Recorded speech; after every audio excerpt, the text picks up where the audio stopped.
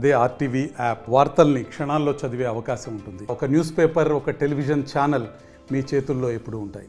అందుకు అనుగుణంగానే ఎప్పుడు కూడా వినాయక చవితి కదిరి నియోజకవర్గంలో అయితే భిన్నత్వంలో ఏకత్వం కూడా సాధిస్తూనే వస్తాం. గతం నుంచి భవిష్యత్తులో కూడా ఈ భిన్నత్వంలో ఏకత్వం కొనసాగేటువంటి పరిస్థితుల్లోనే ఈ సత్సాంప్రదాయాన్ని ముందుకు తీసుకోవాలని ప్రతి ఒక్కరు కూడా ఇక్కడ ఉన్నటువంటి ప్రతి ఒక్క నాయకులు కావచ్చు, అధికారులు కావచ్చు, ప్రజలు కావచ్చు, ప్రత్యేకించి యువత కావచ్చు, ఎప్పటికప్పుడు వాళ్ళ ఆలోచన విధానాన్ని తెలియజెప్పడానికి ఒక వేదికగానే గణేష్ నిమజ్జనాన్ని కూడా వాడుకుంటున్నారు.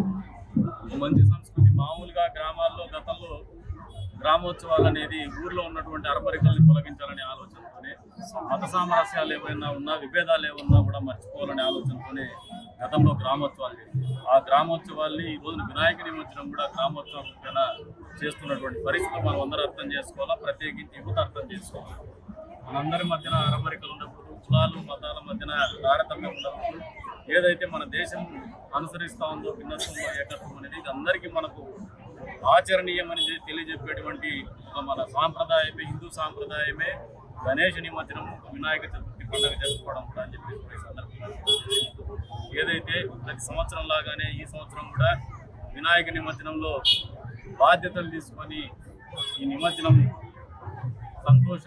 కేరింతాల మధ్యన, సంతోషం మధ్యన జరిగే రకంగా, ఏ రకంగానూ ఇబ్బందులు లేకుండా చూసే విధంగా ఇబ్బందుల్ని తొలగిస్తూ కూడా పనిచేస్తున్నటువంటి అధికారులకు కావచ్చు, రాజకీయ నాయకులకు కావచ్చు, ఊళ్ళో ఉన్నటువంటి పెద్దలకు కావచ్చు, అందరికి కూడా వినాయక చతుర్థి శుభాకాంక్షలు తెలియజేస్తాను. అదే రకంగా కదిరి నియోజకవర్గం తరఫున వారందరికీ కూడా కృతజ్ఞతాభివందనాలు కూడా తెలియజేస్తాను. ఈ పండుగని ఆచరించడంలో మనందరి జీవితాల్లో కూడా విఘ్నాలు తొలగిపోవాలని చెప్పేసి, కొత్త సంతోషం మనందరి జీవితాల్లో రావాలని చెప్పేసి, ఎప్పుడు కూడా సంతోషం అనేది పంచుకొని బతకాలనే ఆలోచన విధానాన్ని తెలియజెప్పే విధంగానే ఆచరించుకోవాలని చెప్పేసి పిలుపునిస్తూ ప్రతి ఒక్కరు కూడా సహకరిస్తున్నారు. ఇదే రకమైనటువంటి సహకారం భవిష్యత్తులో పిల్లలు కూడా అలవర్చుకోవాలని చెప్పేసి కూడా ఈ సందర్భంగా దీన్ని ఒక సందేశంగా వాళ్ళు ఆచరించాలా, ఆలోచన చేయాలని చెప్పేసి కూడా తెలియజేస్తుంటూ మరొకసారి నియోజకవర్గ ప్రజలందరికీ కూడా వినాయక చవితి శుభాకాంక్షలు. మరిన్ని వీడియోస్ కోసం ఛానల్ ని సబ్స్క్రైబ్ చేయండి, లేటెస్ట్ అప్డేట్స్ కోసం వాట్సాప్ ఛానల్ ని ఫాలో చేయండి అండ్ లింక్ డిస్క్రిప్షన్ లో ఉంది.